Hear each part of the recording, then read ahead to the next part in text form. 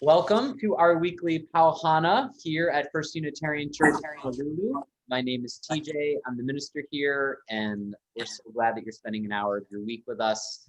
As we do every week, we try to have a conversation that helps our congregation, that enlivens us or enlightens us a little bit. And I couldn't be happier today to have with us Cathy Cartwright Chow, who is the past director of religious education. She's a certified religious educator within the Unitarian Universalist world, and was at First Unitarian of Portland with me for a while. And we're going to talk about religious education. Do you want to say hi, Cathy? Hi. Hi. Hi. So what we're going to do is sort of put us in double spotlight here. That I don't know what you're working on if you're on your phone, but other people can, I think, see us both, and that's how the recording will come out. So okay. What we like to do first is just to kind of, find out. I mean, usually we just ask people, what are you doing these days? So what are you doing these days? Well, I'm retired now.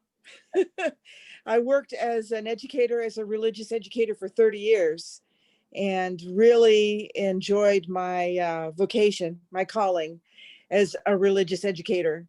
So these days I am nursing a broken ankle. I just got my boot off today, so I'm very excited about that. Walking around and still on the mend from that. But I have a grandchild now that I don't know if TJ even knew that. But he is, he's in Kentucky, and I've missed him. Like, I'm sure that some of you are grandparents and have missed their grandchildren through these tough times. So I really enjoyed being able to get out and see him more. I'm also an artist. My undergrad work was in art as a fine artist. And I really have not been able to get back to that, and concentrate on anything at all in these years. My art has been my writing and my teaching. And so now I'm able to get down to media art and do more painting and more fiber work. And I'm really, really enjoying that a lot. So. That's great. That reminds me, Cathy, when we were working together, just the closets that you had staked out of art and craft materials for all of this education. I mean, it was quite a display of materials for the supplement library. Yes. Yeah. Wow. So take us through a little bit. When did you become a religious educator, and why?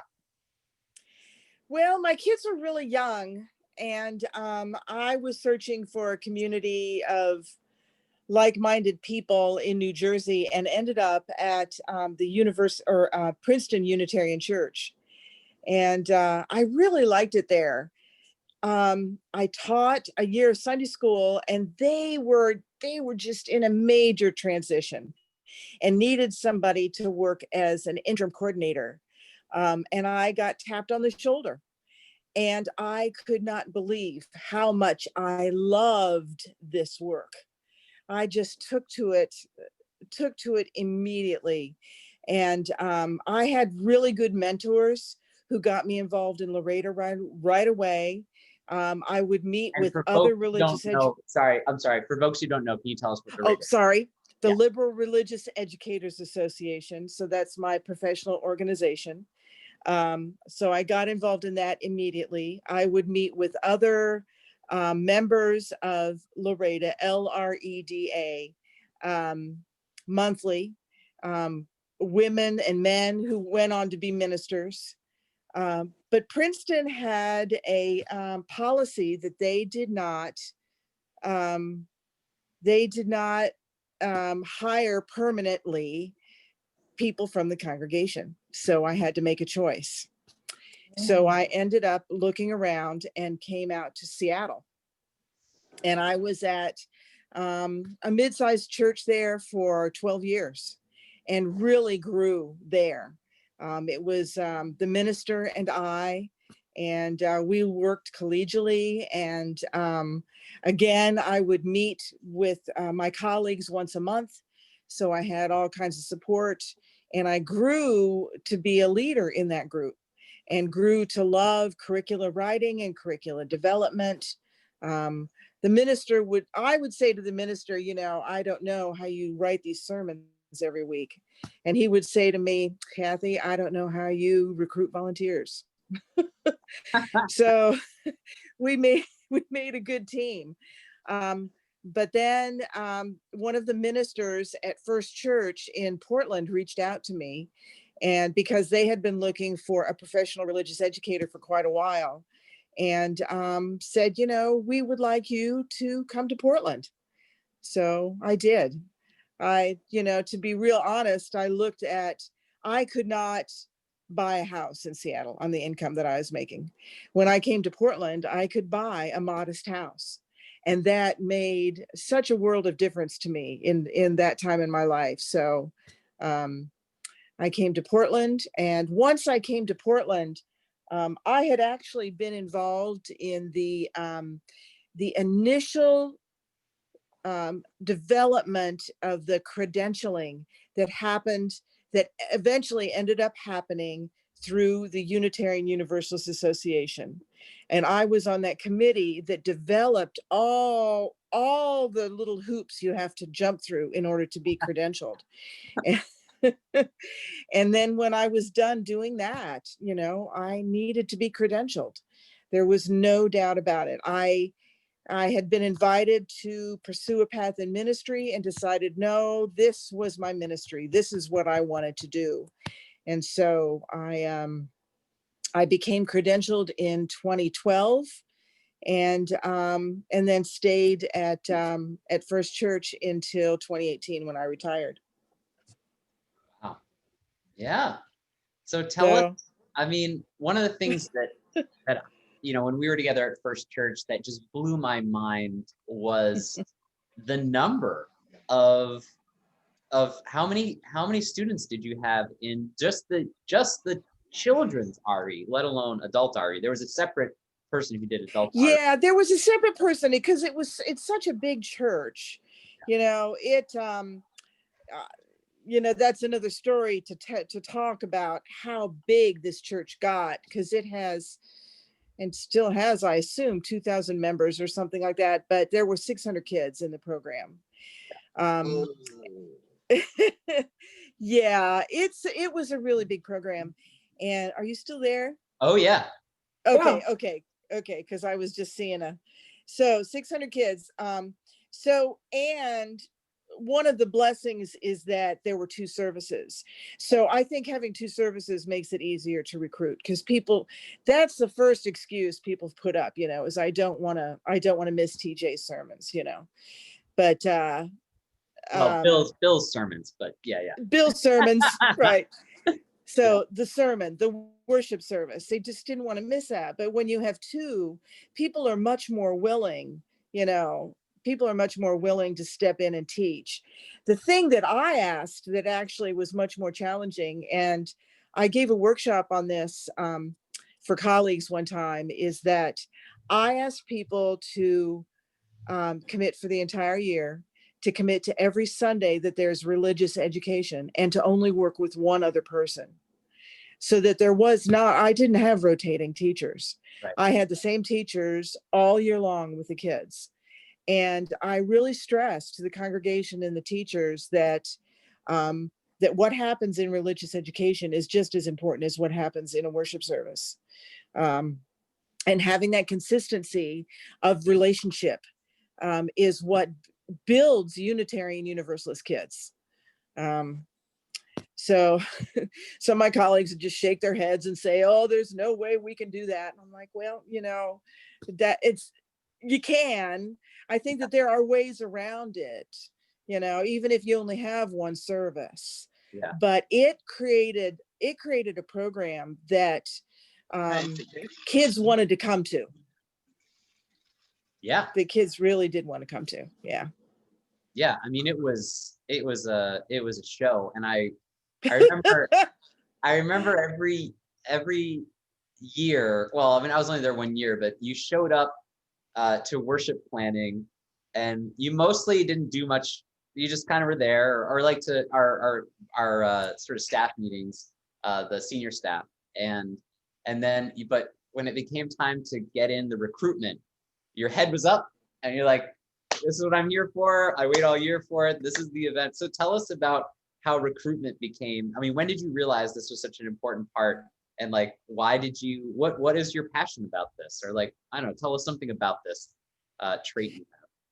Well, when people come to church for all different kinds of reasons, and it's never just to walk into a building, right? And so some people may want to be involved with the Women's Alliance, or they want to be involved with fundraising or finances, or they do want to step into leadership right away.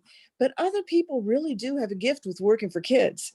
And the problem is, in a small church, when I was first in East Shore, which I'll refer to a lot, that's the church that was up in Bellevue, Washington. We didn't have cell phones, we just landlines, right? And so I would spend all of August on the phone talking to people and leaving message. I very rarely left a message, but I would talk to people. And during the year, I would have a list of people who really clicked with like a program called Secret Church Friends, or mentors for coming of age, or people who taught, let's see, what was the program? We didn't have OWL then. We had About Your Sexuality, people who taught about your sexuality and really clicked with the older kids.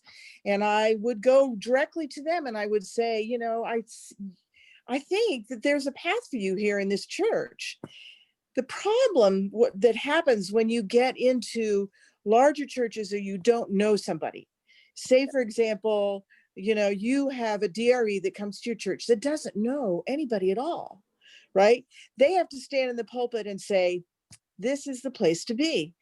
But they have to be in the pulpit, because that's where you're going to appeal to people the most, and where people are going to see you and say, oh yeah, I'd like to work. I think I could work with that person. Oh yeah, I would like to get to know Cathy. That, I think, would really be a lot of fun. I could spend a year doing that. I don't know, maybe I don't know much about Unitarian Universalism. This would be a good way to find out. So I always stressed, and then later on, stressed being in the pulpit, because that is the best way to reach people. But I also push the ministers, and I would say, you need to give this message too. Well, there's lots of things to recruit for, Cathy. Yes, but there's a waiting list for choir. Yeah. There's a waiting list for choir. Yeah. People audition for choir. Yeah. You have to reach out for religious education over and over and over again. And it really became a fun thing to do. Yeah. In a variety of ways. Yeah. And so, can you tell me more about this experience where you felt like you were growing, like you were always growing, but at the church where you were working more like collegiately with the minister? I mean, it sounds a little bit more like our structure. Oh, at East Shore? Yeah, at East Shore. So can you talk about sort of your growth process there and how the relationship with the minister worked? Yeah, okay, so when I first came to East Shore, I mean, you need to paint this picture as people see me. When I first came to East Shore, I had let's see, Annie, my daughter, was 9 and my son was 6. So, and I was a single mom. I was a newly divorced mom. So now I had 2 children that I was raising on my own, right? And I was working a full-time job. So what ended up happening fairly quickly is that I had other moms come to me with children of the same age who were saying, I'm going through this right now, and I'm going through that right now. And I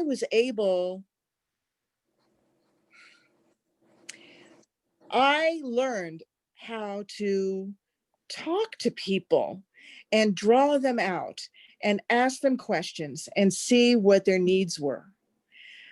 I also learned how to Every time I talk to somebody, every single time I talk to somebody, I would sit down with a minister on Monday or Tuesday, whichever day we were in the office together. And I would say, you know, I had an interesting conversation with Jean on Sunday, and I think maybe a reach out needs to happen there. While I was at Princeton, there was not a minister there. There was an interim minister there while they were searching for a minister and a religious education minister at the same time. So it was complicated for sure. But what ended up happening there is that there was a child whose face had been mauled by a dog. So doing a hospital, that was the first hospital visit that I did for this young child. And to be able to hold a mom and cry with a mom, and sit down on the side of a bed and realize that this could be your own child. It was a growing experience like nothing else. Talk about learning on the job. There are, you know, when ministers come into this, they've had, oh, help me out, TJ. I forget what it's called. They've worked as chaplains in hospitals usually. Right. You've worked in chaplains in hospitals or in various settings, and you've had this experience before. So as a green DRE, I was counseling. I was doing family counseling. I was doing marital counseling. I was sitting on the side of hospital beds. You know, by the time I got to First Church, I was helping parents whose children were dying, you know, and and I was not afraid. I was not afraid because by then I'd had the experience and I'd also had some training. It's amazing what credentialed religious educators go through because I ended up proving competency in 16 different areas. I don't know if I can rattle off even 8 of them now, but I have to get my book down. But family ministry is part of them. Chaplaincy is one of them. The competencies go far outside the education realm, writing a curricula or being able to develop a worship service. So by the time I had gotten to First Church, I had a lot of experience in that.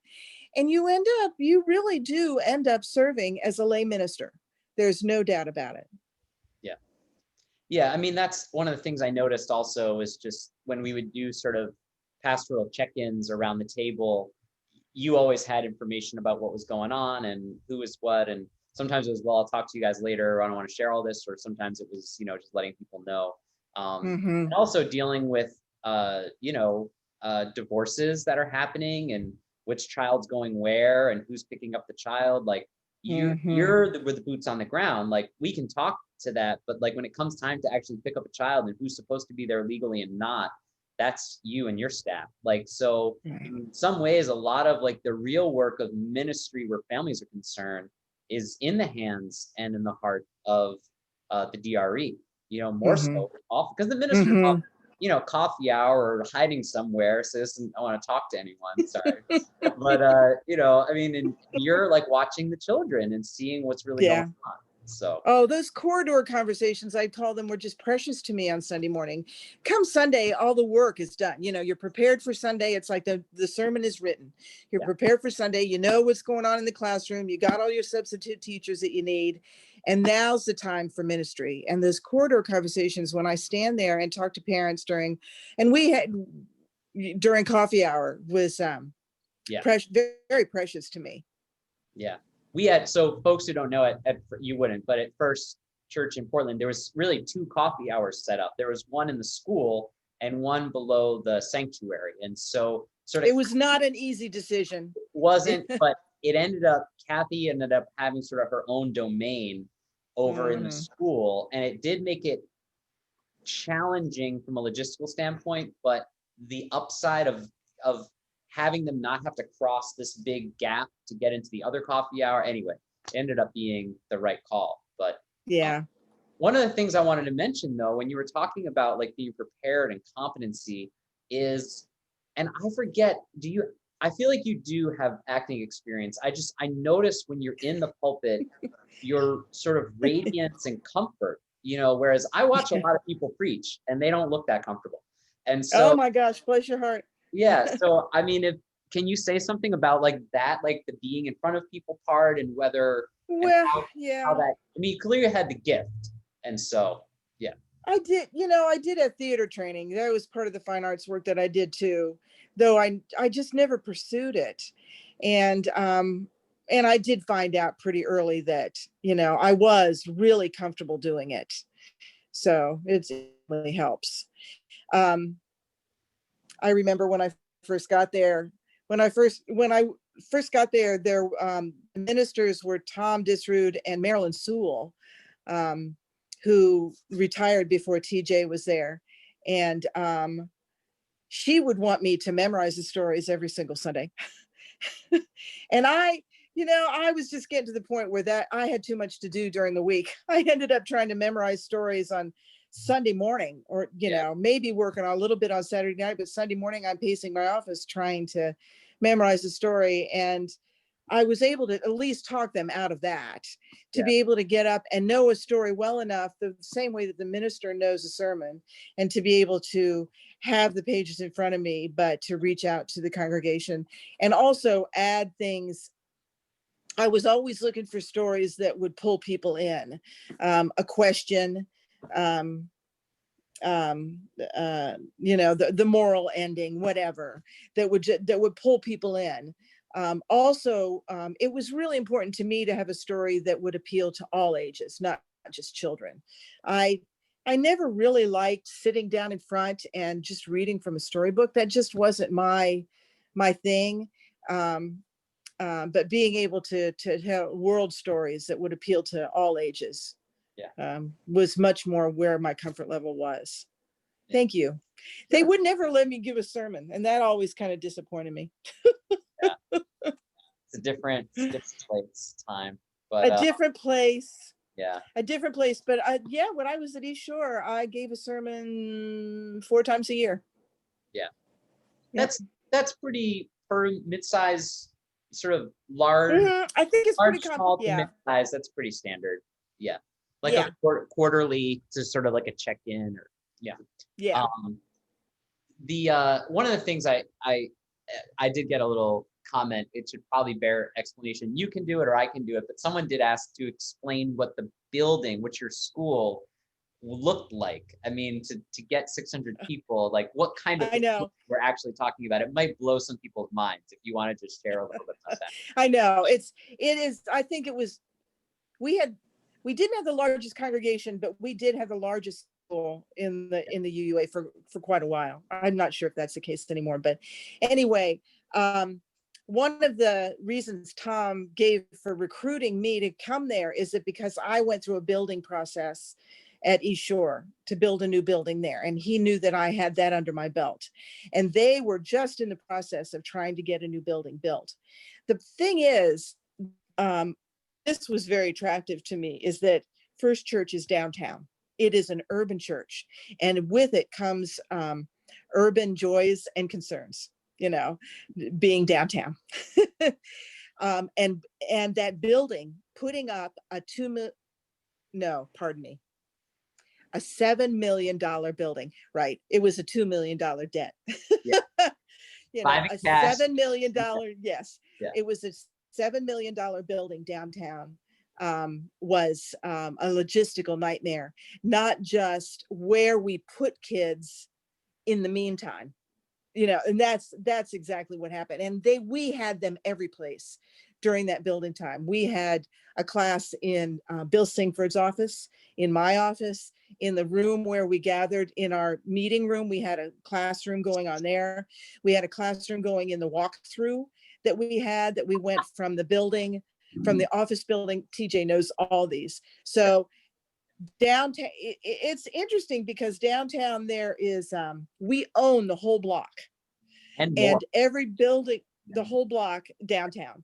And there is like a building on each corner of the block. All right. So there is a large sanctuary on one corner. There's a small chapel on another corner that we could never, ever change. Behind that is a 100 square foot let's see, 50 by 100 foot rectangular building. That's the religious education building. And then on the other corner is the office building. So when we were planning this building out, we had been partnering for quite a while with outside, let's see, not with outside in, with the school, with the private school. Yeah. And Yeah. and we knew that they would continue working with us. So we wanted, so we had to partner with them in terms of classroom, in terms of what we put in the classroom, how we decorate the classroom, the whole 9 yards. But anyway, out of it, we got 1, 2, 3, 4, 5, 6, 7, 8 new classrooms. 8 new classrooms, and then 4 offices in the basement that were used by social justice, and then a meeting hall. Yeah. So I combined grades, all except for kindergarten. So first and second, third, fourth, fifth, sixth were all together. 7th, 8th was together. And then youth group is high school. And so that made it a little bit easier. But I had so many kids that I had to have more than one class. So there was kindergarten 1 year, there was 2 classes. First, second grade, there were 4 classes. 3rd and 4th grade, there were 3 classes. Each service.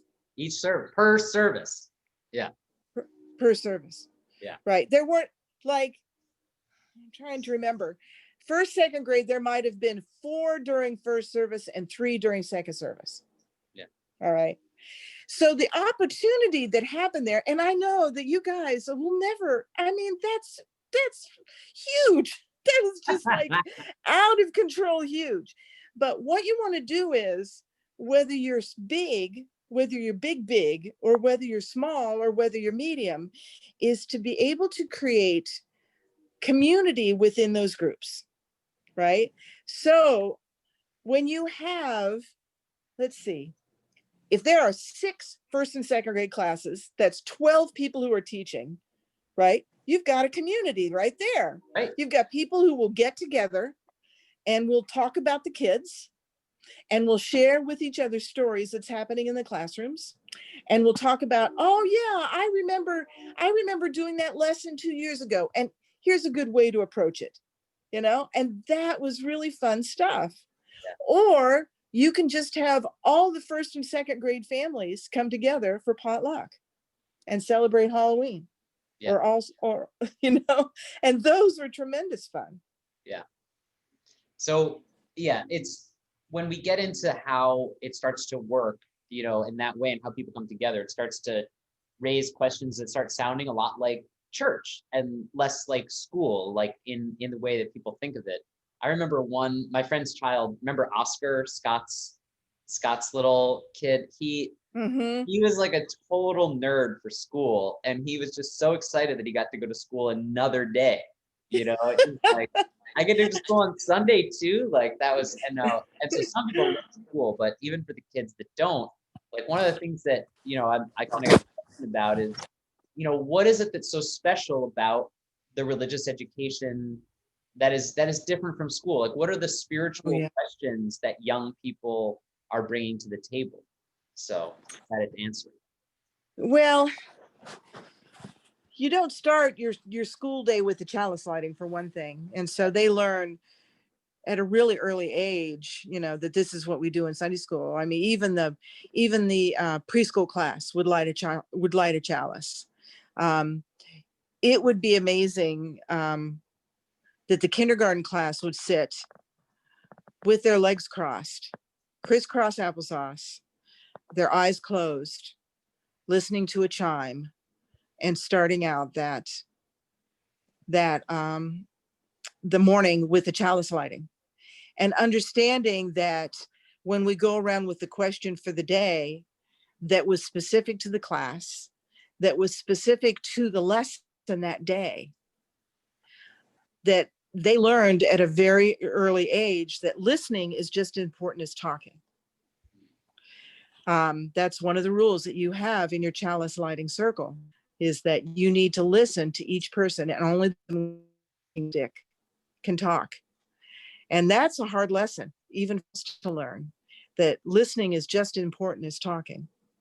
So by the time they get into youth group, that chalice lighting circle sometimes lasts 45 minutes out of the hour and 15 minutes that they have.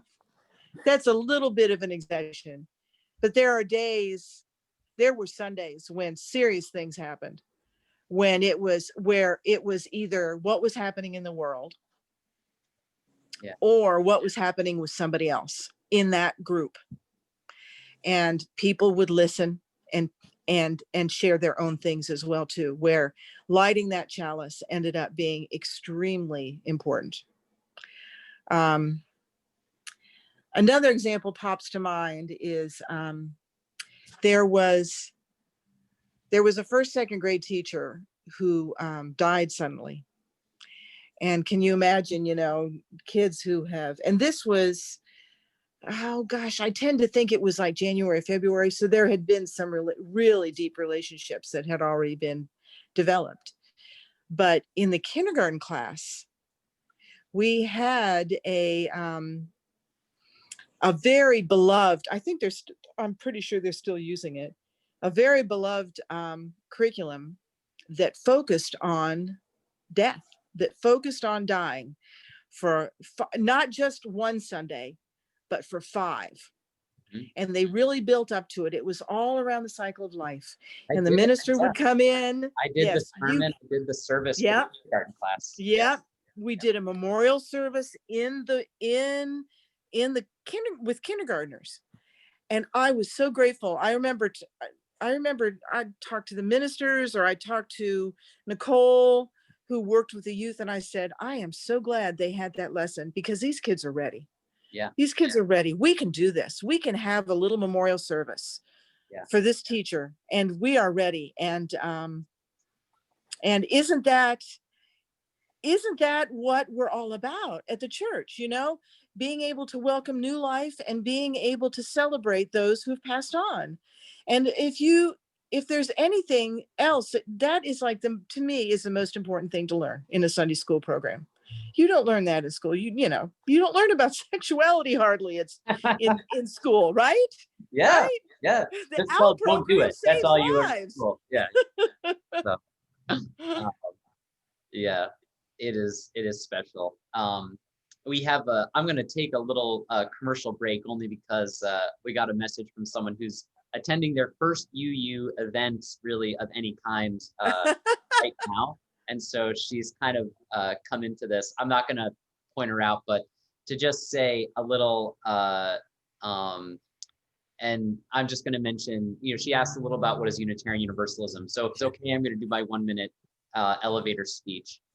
Unitarian Universalism is a faith movement, really, of like-minded and sometimes totally unlike-minded people coming together, really to practice our principles. There are 8 principles that our church follows. We adopted the 8th principle, Cathy, the accountably dismantling white supremacy and other forms of oppression, and 6 sources from which we draw, which are our lived experience, the natural world, the world religions, Christianity and Judaism, to the extent they teach us to love one another as ourselves, humanism and its cautions not to have the idolatry of the mind, and the findings of science.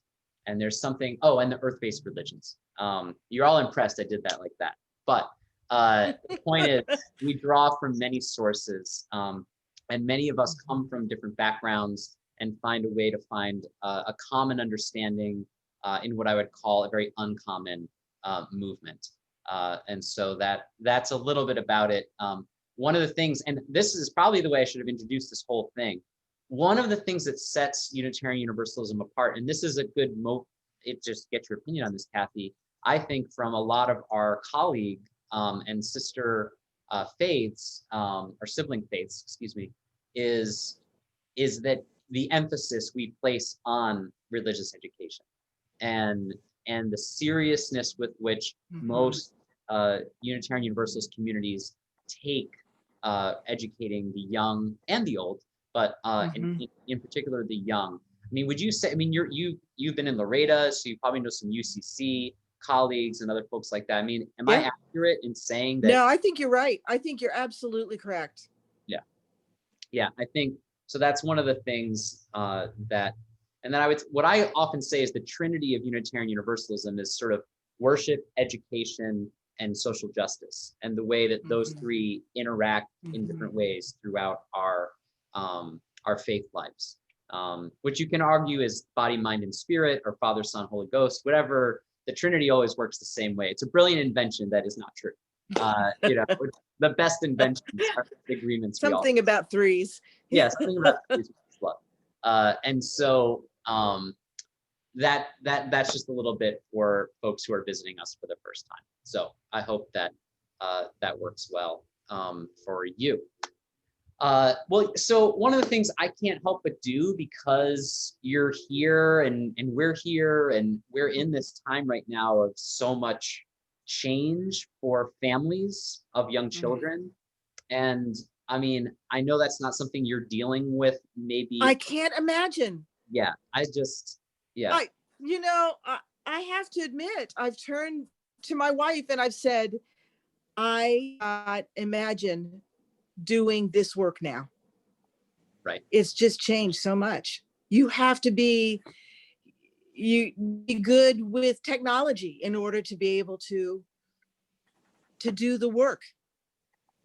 I just can't imagine it. Yeah. So kudos. There has been I mean, as far as like, we've had one of our religious education coordinators has been able to put together like films with her kids, but she's my age, or I mean, she's younger, but it takes a whole level of sophistication with some of these technologies in order to interact right now, and it's a huge challenge.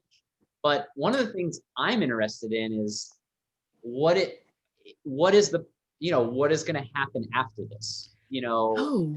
I mean, that's the question. Do you have any thoughts, or like where you think this is going? I mean, when people can get back together, it is going to be on like Donkey Kong. I mean, it's just going to be like it is. So I've been thinking about this over the last couple days, and I told a friend of mine today, I don't want to go hiking. I don't want to go hiking. I don't want to ride in a train for 5 days. That's too much like being, like being locked down. I don't want to do that anymore. I want to go to a big city. I want to go to a restaurant. I want to go to theater.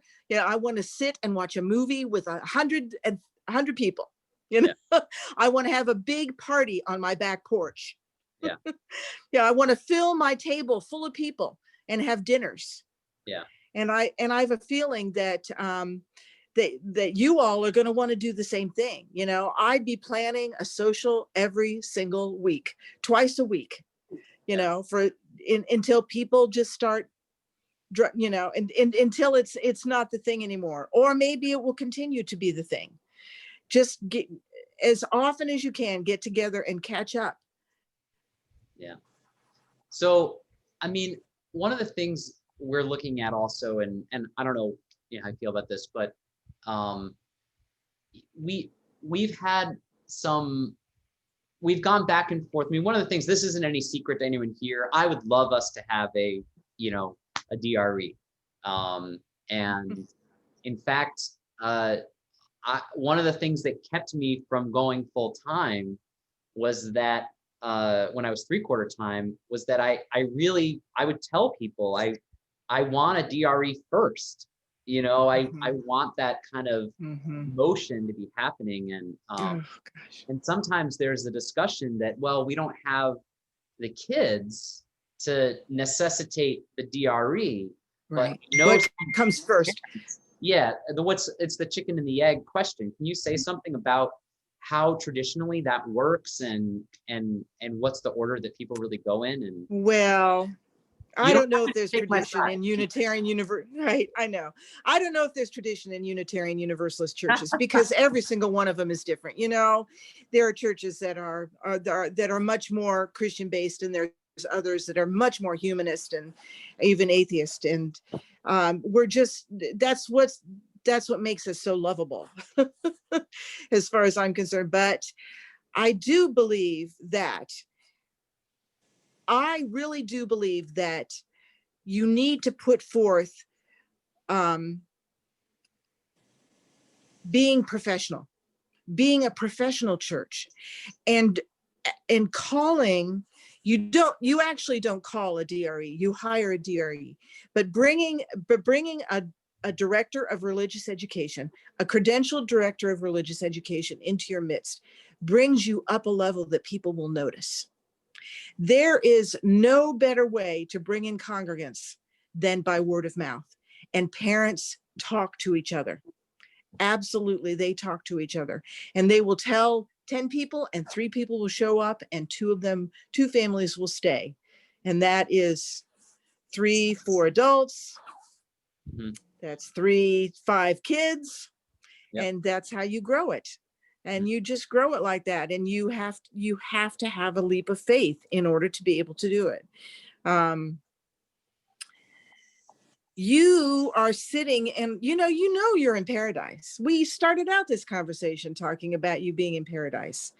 And the last couple of days I've been thinking, about how you guys could go about doing this, because I know you're not going to hire somebody full time. You can't. And getting somebody to move for a part-time job is really difficult. So you're going to be looking for a very unique person. And that means that you need to really put the word out and sell yourself. You need to attend the liberal religious education meetings. You need to do mailings. You need to do a video and include it in the mailings. You need to put an ad. To put an ad in the world? Does the world still come out with ads? Yeah. You need to invest in promoting yourself. Yeah. I have already thought of a couple people that I know that might be interested. I can leave it to Cathy to solve these problems. Yeah. And to tell you the truth, if I was younger, I would love to do it, because I think that you have one of the best ministers around. Aww. TJ is really, he would be an incredibly wonderful, wonderful person to work with. So if you need some kind of reference to put on your brochures that you're going to be sending out, you just ask me. But if you really want to do this, you just have to find the right person. Yeah. Yeah. That's all there is to it. That's all there is to it. And don't wait till you have the kids, because now's the time. Now's not the time. You don't have the kids. Yeah. But when all this that's when crap is over with, you are going to have the kids. It's going to be a rush. And I realize this is kind of lapsed into just friends or a collegial conversation that other people are watching. And I realize I don't mean to be setting I don't mean to be saying like setting policy or anything for the church. This isn't a mystery. For those of you who don't know, between the religious educator and the teachers in our budget already, there's $17,100. It's not like this church doesn't have the will. It's already there. It's just been a major problem of getting folks to stay and forming a strategy. And the other thing I've just noticed, and I don't know about what you've seen, Cathy, but I sort of wonder about tasking the parents who are already so overtaxed with also the work of finding the teacher. Right, you're just shaking your head. Don't do that. Right. So who does this? In your experience, right. Who has come to you to invite you, or how has it worked for you to hire? Who recruits you? The minister. Okay. Well, there was a search committee. Yeah.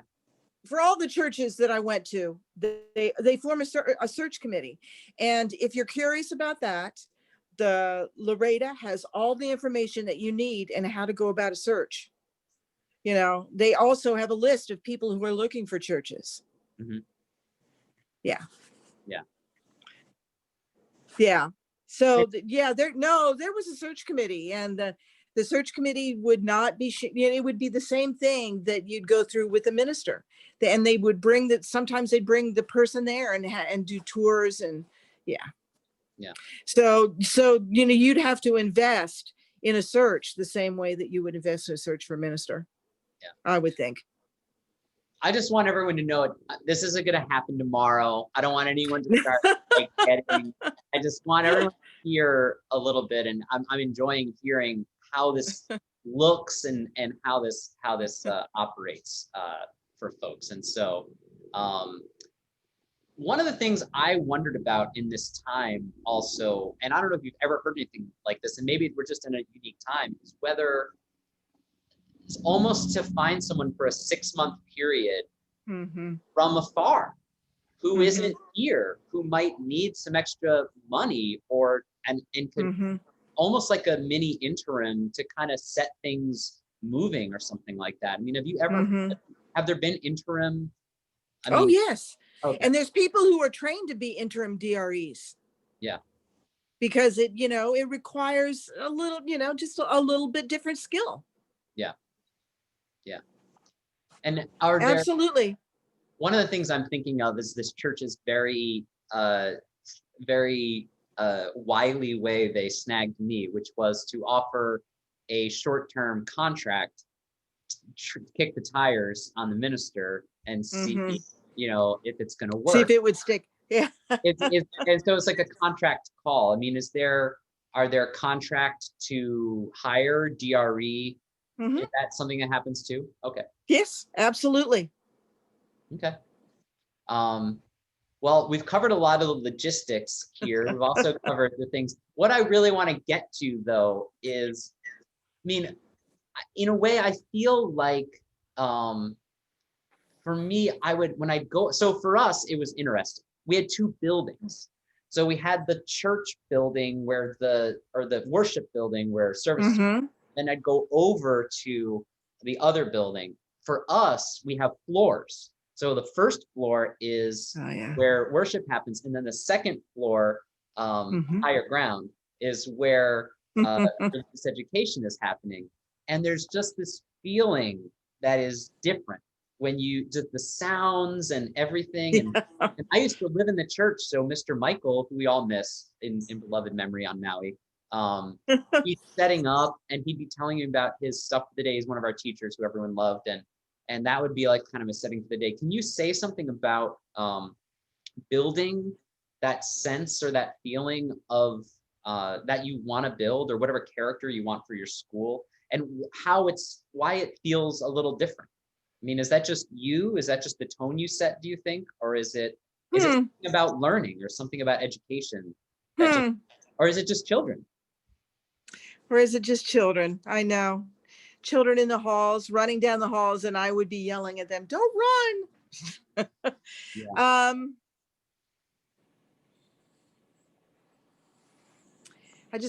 I have to get my head around this a little bit, because one of the struggles, because we shared the classrooms with a school during the week. One of the struggles we had was what to put up in the classrooms. Yeah. And I didn't want the classrooms to be just a schoolroom. I wanted to be able to put things up, to have kids put things up that they see when they come back the next Sunday. And with the older grades, first grade on up, that was a difficult struggle. And I continued that struggle pretty much the whole time that I was there. I remember. Yeah. Yeah, it was hard. And so I'm thinking, philosophically, I wanted to create a space that was different from a regular classroom, because our philosophy was different from the regular classroom. if you walk into the kindergarten class, which for a variety of reasons could not be rented out. And some of it had to do with the curriculum that was taught in that particular class. It just could not be rented out. And I wasn't going to give on that. And the church wasn't going to give on it either. It was exceedingly important. But then the kids graduated into first grade and they're in a box. I know. They were absolutely in a box. So I was able to work with the school and compromise with stuff and get, like cardboard trees going up, or, something to make it different than just a box that's rented out, and there can be struggles too in churches between children's religious education and adult religious education, because adults somehow they just don't want to be in a room that has children's stuff in it. And I just couldn't get my head around that. Yeah. I just couldn't get my head around it. And That's not really so I would push back pretty seriously on that. Come on, you're here for 6 weeks and they're here the whole year and you get the sanctuary too. Yep. No, I'm sorry. Yeah.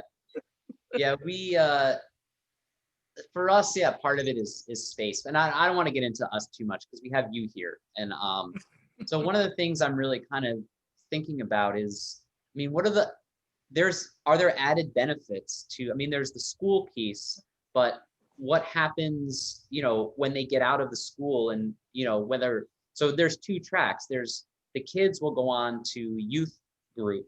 I mean, were you in charge of youth group? I feel like that was, that was Nicole. But you had someone working.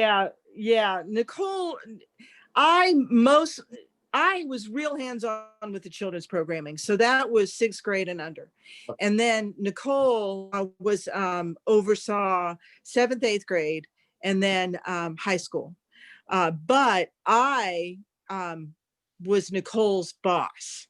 Mm-hmm. So I oversaw her work, and she would need to consult me when something was going to be changed, or we consulted each other about curricula and how people were moving through and whatnot. But it was really advantageous because the kids are so different when they're moving through adolescence.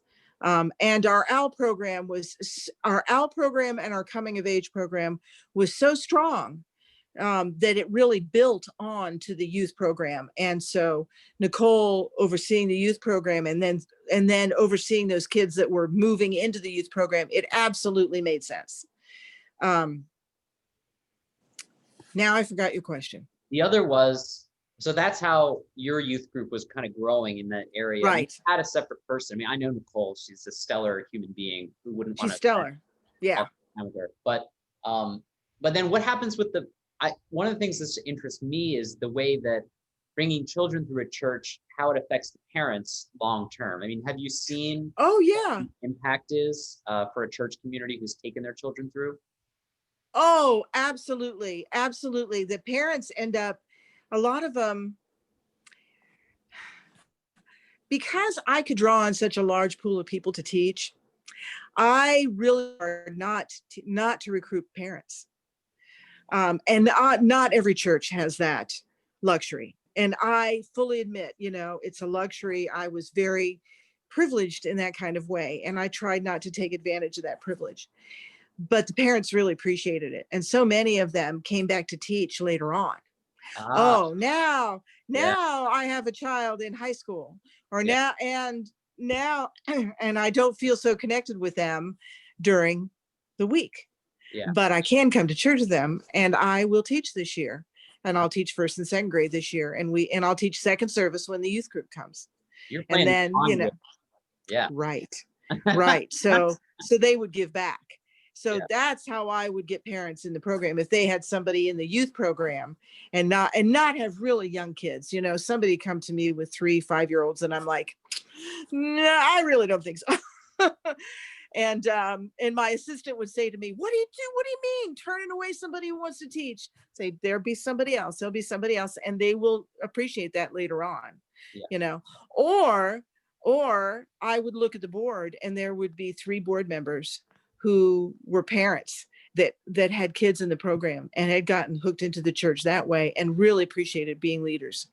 And I loved it when there were board members that understood RE, because well, you know, when you have religious education in one building and you've got a big sanctuary and a different coffee hour going on in another building, you have to have ways to bridge that gap. And having parents who are on the board that are overseeing the whole church is really, really the way to do that. Or having board members teach. That was another thing that would happen too, is that they would hear about religious education through the board and, oh, I could do that too. You know, lots of times sometimes they'd be too busy, but every once in a while I get a board member. But I really saw leaders growing. One of the things that the region does, that I have a feeling that it would be really almost impossible for your kids to attend, but there would be youth conferences that would happen. Yeah, they do. They happen twice a year, and they're fantastic. They're absolutely fantastic for growing leaders, for growing ministers. I am not kidding you. And the kids, they'll go to that for the weekend and they'll plan everything, all the workshops and the worship services and everything, and really get a full-on taste of what it's like to explore that 4th principle, the one where you have the responsibility, you have the major responsibility to determine for yourself what you believe in your heart and in your head. And these I have seen time after time. I must have a dozen or more kids in my youth program that went on to be ministers. Wow. Wow. Or come back with kids and sit on the board. Yeah. Yep. That's what happens when you do it for 30 years. Yeah, seriously. Yeah. And you know, we've reached we try to keep it, you know, to an hour, so we've reached the end of our time together. So it went awfully fast. And I know I say this to a few of our guests, but you know, I hope that, you know, you can come back, or maybe, you know, we can talk more, or maybe other folks at the church can maybe pick your brain a little bit, or something like that, about some of the changes we're going to be feeling the next few months. I hope that's all right. But and then I would love to do that. This has been so delightful. It really has, in this just terrible, isolating time, to be able to be invited to do this. And I think I probably got more out of it than you did from me. So thank you so much. We are all really happy that you were with us. And I think it really brought a lot of life. And I mean, to me, I know I'm going on, I can't help I'm the minister, but like I felt a little switch during this time of, we've got 6 months really, maybe, until things are somewhat approaching normal, as a time of germination, to really be thinking about what can greet our children when we're back. You know, what were you going to say? Yeah. I love Liz Jones. I'm seeing little messages here. Oh. Liz Jones and I are good friends. Oh, okay. Good. I'm glad. Let's all stay in touch, and maybe we'll check in a few months with you and see how things are going, and we can let you know how things are going here, and we can talk again. How does that sound? I'd love that. Good. Well, thanks everyone for wonderful Hana. I'm going to end the official recording.